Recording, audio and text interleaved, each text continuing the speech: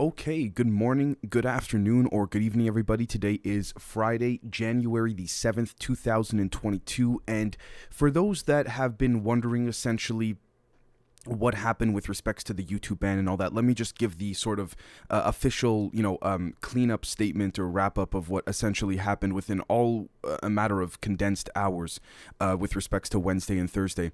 So essentially, what ended up happening was late Tuesday evening. Apparently, I was given a strike completely for inciting violence from a KRAKEN episode specifically YouTube cited from 9 months ago. I then appealed the ban because they had said, this is another strike, one final strike, and you're done, right? And this strike had banned me for 2 weeks from uploading, posting, or even letting you guys know for those watching on YouTube or listening on YouTube that I wouldn't be able to post for a couple weeks. What ended up happening essentially was that I asked YouTube in my appeal to very politely point out where in the episode I incited violence, and I had, again, responded in certain ways that may or may not have suggested litigation if they cannot provide evidence to their claims, and they responded with an apology letter basically reinstating the channel because they could not point out where I incited violence. So all of this happened within a matter of, I think, like 12 hours, give or take, maybe even a little bit less. So I want to thank each and every one of you who signed up for the $1 package, and I will continue to encourage the $1 package. Not, again, let me be very clear, not because that money goes into my pocket, but because it goes towards establishing a private server so that if there's ever a YouTube ban again, everyone already knows right away that $1 a month is going to immediately, within a matter of hours, setting up a server. So I'm going to continue with the $1 package. I think it's a great way for those that aren't interested in the rest of the content but want to support the news angle of things and what have you. And again, it seems like a lot of people have joined, and I'm very, very grateful, and I'm very, very appreciative of each and every one of you. So let's jump right into it. First and foremost, Pfizer CEO Albert Bourla has proudly announced an upcoming mRNA technology expansion for shingles. Okay, this is all it took. And what I mean by that is, let's take politics out of it. Let's take science out of it. Let's focus purely from this is just my opinion, let me be clear for YouTube, from a purely, I guess you could say, dissemination of propaganda standpoint, so to speak, right? Or let's just say dissemination of information, rather. This is exactly what you need, and when I say this, I'm referring to the pandemic, to just expand such necessary quote-unquote use for technologies to other, to the shingles, to the flu, this and that. I'm not saying it's a bad thing. It should not be up to me to tell you folks what's good or what's bad with respects to what this announcement means. But again, it's more so those that are utilizing the tech at the top more than the tech itself. That is what concerns me much more adamantly, right? So the next thing is that a number of COVID patients in intensive care units have suddenly dropped significantly in Germany, according to the news outlet Bild. Again, I'm going to leave that there. I really am. And I'm not saying that in a sarcastic way, but, decide for yourself what that may or may not mean. And I really do mean that relative to maybe in your own personal life, things that you've heard and all that. Again, the point of working collectively as a community to come to the most, I guess you could say, logical or appropriate answer. The next thing is that Italy's Prime Minister Mario Draghi and his ministers have considered the compulsory vaccination for citizens over the age of 50. And by the time that news spread all over the world, they ended up doing it real quick. So yes, it has been implemented in Italy. I don't know if there's a legislative process that needs to confirm it, but apparently as of right now, 50 or older, you got to be vaccinated no matter what. So I can only see, especially in Italy, if I'm being totally honest, with organized crime and the mob still being extremely strong, influential, and powerful there, the amount of fake certificates that are going to be produced with respects to those that don't want to actually get it. So the next thing is that Twitter has created a dedicated team, quote, to monitor any harmful content, end quote, on the January 6th anniversary. That was reported, I believe, the evening of Wednesday. So I had I had a KRAKEN out by then already, wasn't able to report this specifically, but again, I mean, they also lit a vigil on January 6th. They compared it to Pearl Harbor and 9/11. I'm going to let you folks decide for yourselves if you think that, again, if the events of January 6th last year are equivalent to that of Pearl Harbor and 9/11, truthfully. And I really do mean that. I'm not saying that sarcastically, as in you guys know what to think. I don't mean that. I really mean it's up to each and every one of your personal perspectives to decide whether that you think that's justified or not. Anyways, the next thing is that a Russian-led CSTO alliance has decided to deploy peacekeeping forces to Kazakhstan. Speaking of which, for those watching on YouTube, if we head on over to the right-hand side here on the Twitter app I have opened, a gentleman by the name of Ben Godwin said his latest comments for the Financial Times on Kazakhstan is that, quote, "I think what most people are missing is that there are two events happening in Kazakhstan concurrently, mass anti-government protests, but also a battle for power within the highest echelons of power," end quote. I mean, as of 6 hours ago as well, according to the BBC, soldiers can now fire without warning in Kazakhstan, the president says, as anti-government demonstrations continue. I mean, look, we also have to realize that Kazakhstan is responsible for, I forgot the exact percentage, but a large amount of mineral supplies around the world. So you can bet your, pardon my English, you can bet your ass that everyone and their mother with respects to the intelligence community is in there. I mean, at this, it's only common sense. So again, I actually am surprised that we have, for example, this that article being able to be written and published in the Financial Times, but there it is. So again, here's a quick little video of what it looks like in Kazakhstan. Lots of smoke, lots of clouds. Again, just seems like havoc for those that are seeing this on YouTube. The next thing is that Australia's Northern Territory has imposed a China-like lockdown of all unvaccinated citizens, falsely claiming, quote, they are at greater risk of catching beep boop, end quote. I'm only saying beep boop because I don't want to chance it after that ban again. We got a great public episode coming out tonight, and I don't want to risk a suspension while that's about to happen. So again, you guys know what I mean by that, and yeah, it's there. You have to see the video that was accompanied along with this particular report. One of the Australian, I guess, ministers, governors, I forgot the official name that they use in their country there, essentially said there are no longer 5 reasons to leave the house. Now there are only 3. I mean, at this point, I'm going to let you folks decide for yourselves, and I really mean that, if you think such statements should even be stated by a governing body of individuals. So, the next thing is that the double vaccinated, boosted, and now 4th shot individuals in Israel are still experiencing COVID cases that have reached a new record high, 16,115 new infections, even though, again, they're now on their 4th shot. Take that as you will. We see here, for example, French Parliament has approved Macron's vaccine pass with a 214 to 93 vote to exclude unvaccinated citizens from, quote, basic aspects of life, end quote. The bill will now proceed to the Senate. That's in France. Now, in the province of Quebec, Canada, I can say, because I live here and I've checked the news and all that, allegedly it's been confirmed by the premier of Quebec, which is essentially our version of like a governor of a state in the US, for example, has said now a 3rd shot is considered fully vaccinated in the province of Quebec. I'm curious to see if that's going to transition over to the province of Ontario, specifically because the province of Ontario is economically and intrinsically tied with that of the United States in every regard, more so than the other provinces of Canada. So I'm curious to see what'll happen there, if Trudeau will try and make a move and you know, see that whole thing come to fruition, maybe bribe the premier of Ontario. Who knows? Again, I'm not that I agree with it, but it's possible a semi-intelligent strategy, political strategy on behalf of Trudeau may come to fruition once again. So the next thing is that Trump plans to launch his social media app Truth Social in February, according to the Apple Store listing, according to Reuters. Okay, let's see how it goes. I mean, a lot of people have moved to Getter. It's interesting to see what will happen with respects to Getter. Will there be some type of potential very, very covert intelligence apparatus or attempt to concurrently dismantle Getter, specifically like we saw what happened with Parler? It was starting to catch up to Twitter with respects to its users, and then boom, Amazon cut the servers. And then again, look at how convenient it is for the United States and the national security apparatus relative to the military media complex and the military industrial complex to say, look, Parler had no choice but to use Russian servers now because no Western company will back them. And look, you say Russia, boom, you got that stigma, right? So again, not saying that the Russian government or the Kremlin is good, but I'm saying let's try and take a neutral stance here. Speaking of taking a neutral stance, Moderna CEO now says that people may need a 4th COVID shot as the efficacy of boosters is likely to decline over time. I'm leaving that there. The next thing is that a federal judge has reportedly rejected the FDA's request to produce only 500 pages per month on the Pfizer COVID vaccine data, instead ordering a rate of 55,000 pages per month. That's good news. Again, let's hope that we have teams of people that are willing to go through, again, possible like Dr.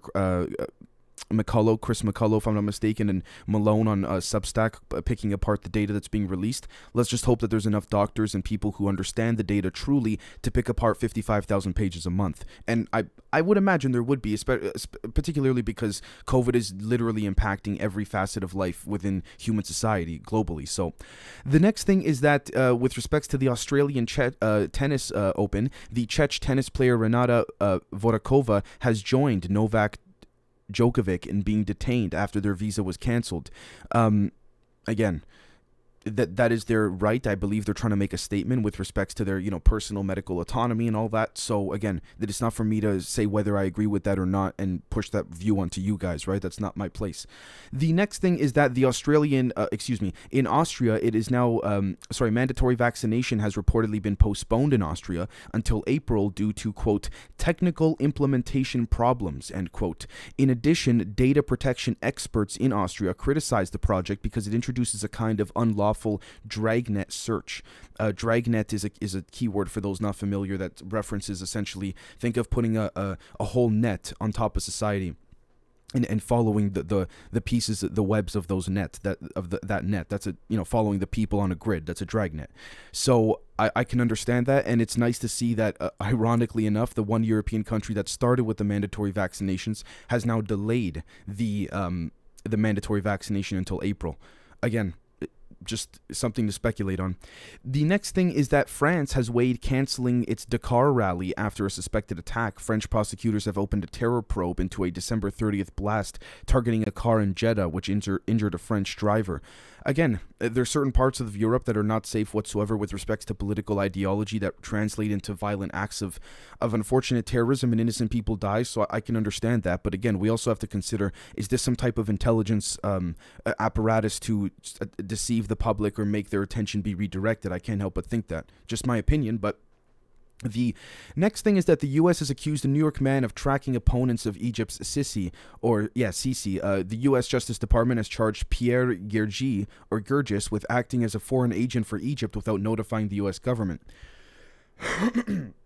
Yes, because I'm sure the CIA notifies its other countries that it's spying on when it's sending its agents there. So again, I mean, that was sarcasm, but I'm also trying to make a point. I'm not saying that the U.S. is in the wrong, nor am I saying Egypt is in the right either. Right? So again, the next thing is that Iran says that its nuclear agreement can be reached if U.S. sanctions are lifted. In an interview with Al Jazeera, Foreign Minister Hossein Amir Abdullahian said that Iran wants guarantees that the sanctions will not be reimposed. I doubt that's going to come to fruition in any realistic fashion, but I mean, it's possible. And if it is, then my God, if the U.S. allows that, they clearly got a backup plan on top of a backup plan, if not already, with respects to quote-unquote mitigating Iran's nuclear program. But again, who are we to judge if Iran should have nukes or not? Truly. And I'm not trying to advocate for Iran to have nukes. I want to be very clear about that. Not at all.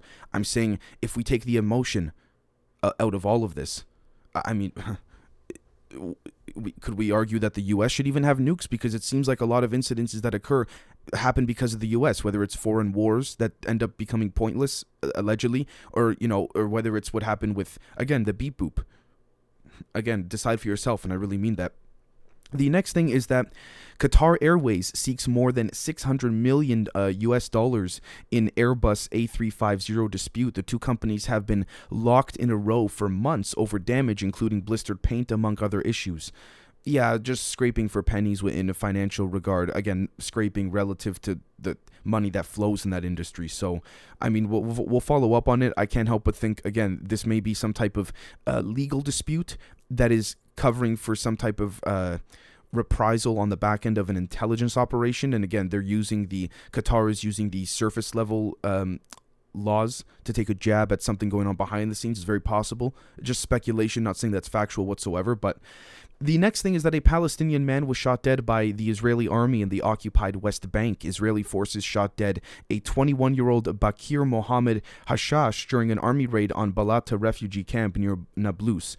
This is, again, when I say human on human, you're going to have a lot of Hollywood celebrities that won't touch this. Not because a lot of them, Hollywood actors, are Jewish. It's got nothing to do with that, but because of the connection to that of the influence that the Mossad has on Hollywood. And I want to be very clear here. There's a big difference between the Jewish people and what's happening with respects to the agenda of the Mossad. I want to be very, very clear. Again, in this particular case, I look at it as human on human. Was the shooting and killing of this particular Bakir Hashash justified or not? We don't know, so I don't want to comment. I don't want to give an opinion. I can't formulate one. I wasn't there. The next thing is that judiciary officials linked to criminal gangs, according to the Tunisian president. President Said's comments come as former justice minister was arrested last week and accused of possible terrorism offenses. The problem with this kind of stuff, regardless if it's a first world, developing world, you name it, is that you don't know it. We don't know if this is being used as justification of some type of disinformation, psychological warfare campaign to justify an emotional response against this former justice minister, or maybe the justice minister really is guilty. I don't know. This is the problem. We've been lied to so much that it's hard to believe what's what. So the next thing is that 2 children among 3 Eritrean refugees were killed in a Tigrayan air raid. The United Nations says the attack on Mai Aini refugee camp also wounded 4 other refugees. Again, this is my point with respects to the innocents are the only ones that ultimately suffer in this case. So when people say, why don't the aliens come to us? Well, we have to be willing to want to, or why don't the aliens approach us directly instead of our leaders? We as the people have to be willing to want to put the effort in to not have such instances like what I just reported occur, at least in my humble opinion. Once that intent becomes large enough, I think more regular one-on-one contact will occur, but I do believe as we speak it's occurring more and more frequently. Anyways, the next thing is that Russian troops have been deployed to Mali's Timbuktu after the French exit. An army spokesperson says the Russian soldiers are in the northern city to train Malian troops. Again, Putin's at it with strategy. It's a chess game, so we'll follow up on that. We'll stay on top of that. Too early for me personally to give an opinion.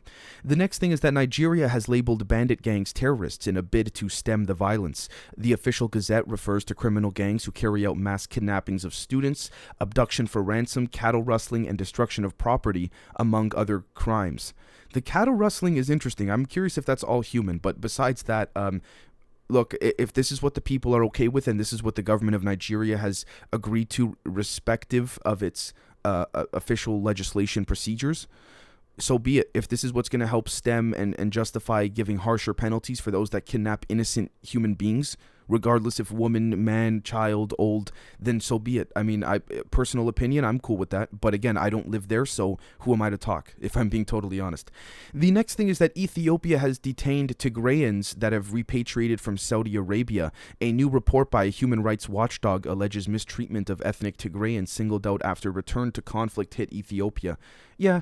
I mean, I do believe that. For once, I actually, in my humble opinion, I could be wrong, but I do believe this is a direct report that may actually be telling the truth because it makes sense. But maybe I'm totally off. I could very well be. The next thing is that the alleged creator of the app that was selling Muslim women was arrested in India. An engineering student, at the age of 20 years old, is suspected to be behind the Bully Buy app that put more than 100 Muslim women on sale. Oof. Yeah, again, I would dare to say that the modern battle day warfare is going to be that of younger and younger kids being the faces behind a lot of these hacks. Again, as we know, it's not rocket science to realize a lot of these intelligence communities, respective of first world powers, they will contract out and elicit those funds in a very non-traceable way to, just a bunch of kids that are really good at hacking. So then if, to shut down, say, a type of infrastructure of another country, and if they're successful, again, you can't point it back to any official nation.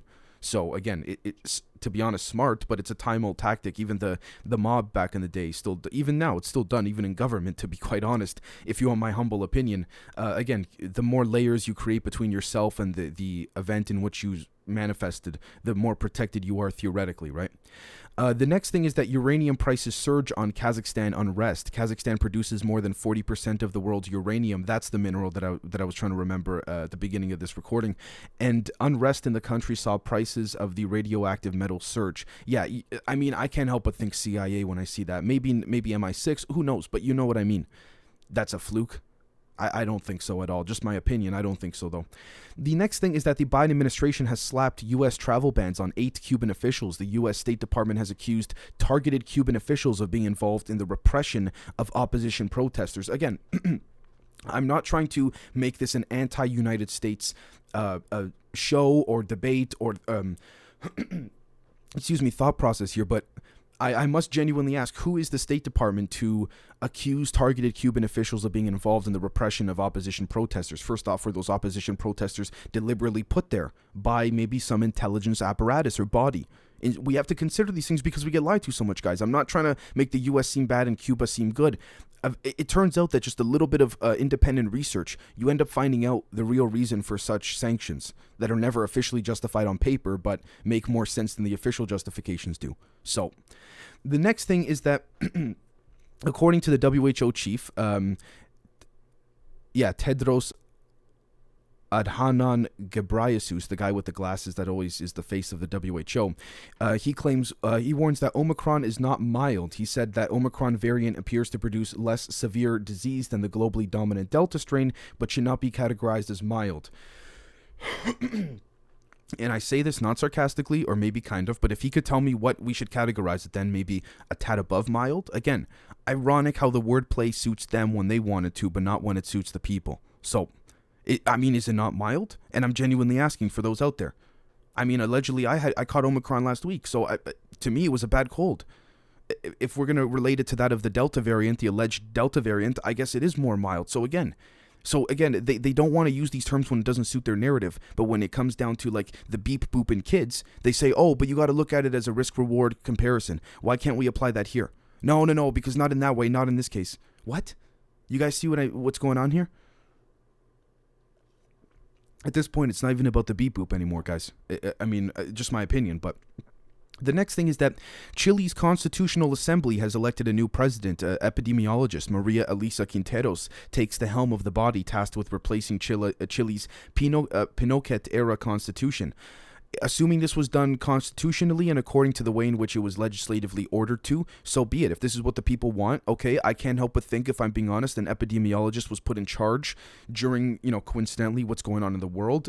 I'm not saying her intentions are bad, because that's not fair of me to judge, but I should not also say her intentions are good either, because I don't know that. So again, we got to be careful, and let's observe that, and we'll follow up on that. The next thing is that the Dutch government has ended funding to Palestinian civil society group. The move comes despite external investigation finding no evidence of Israeli terror claims made against Union of Agricultural Work Committees. I'm going to leave that there, because I think the move sort of speaks for itself in that regard. So the next thing is that incriminating statements made by a British national charged with a significant role in the torture and beheading of American and British hostages held by ISIS can be used against him at trial, a judge in the United States has ruled. El Shafi El-Sheikh sought to have statements admitting his role in the scheme tossed out, claiming they were obtained through torture after he was captured. So apparently, I don't know if this guy was officially part of ISIS, but he was a supporter or something like this.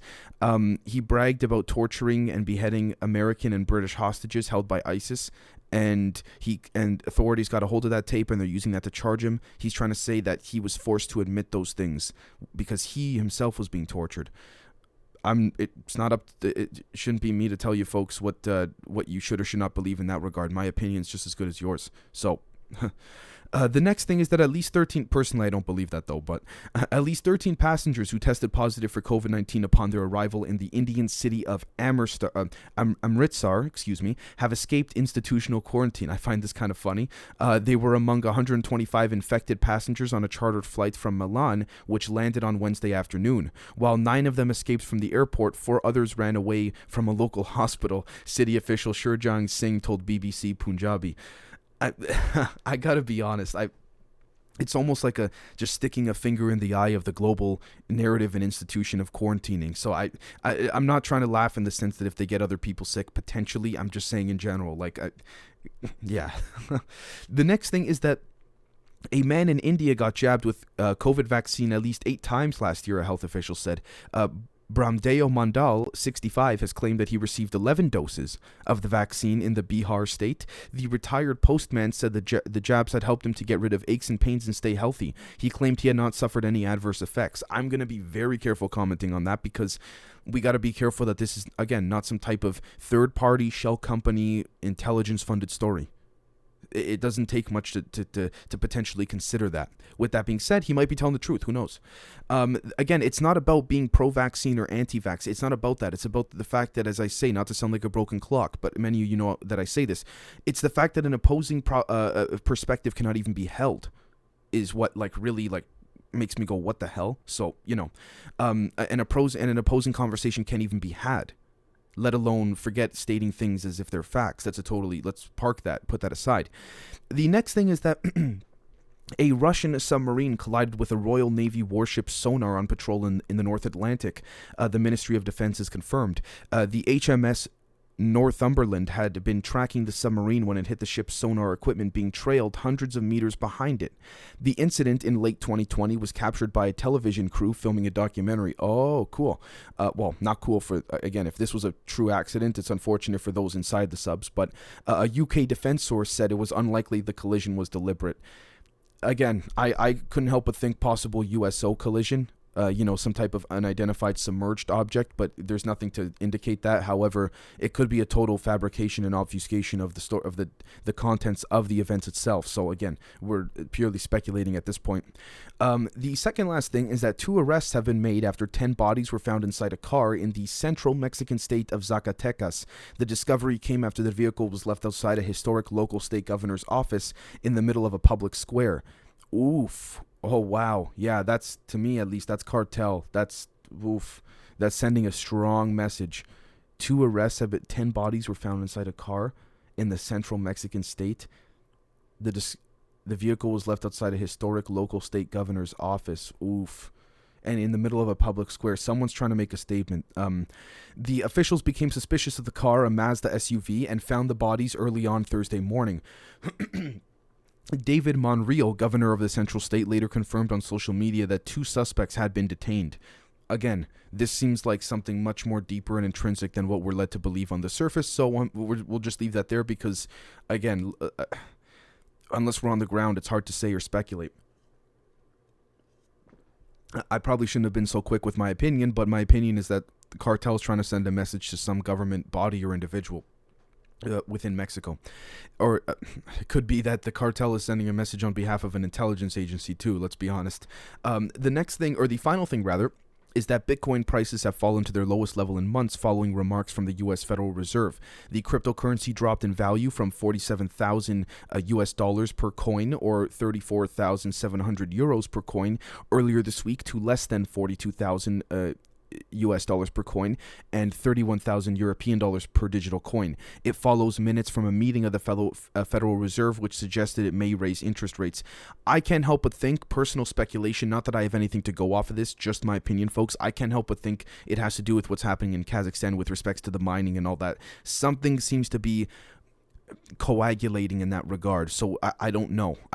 It's just, again, I wanted to throw my 2 cents in there. So with that being said, we got lots coming for the members. We have lots coming for the public, and we'll catch you all very, very soon, folks. Cheers.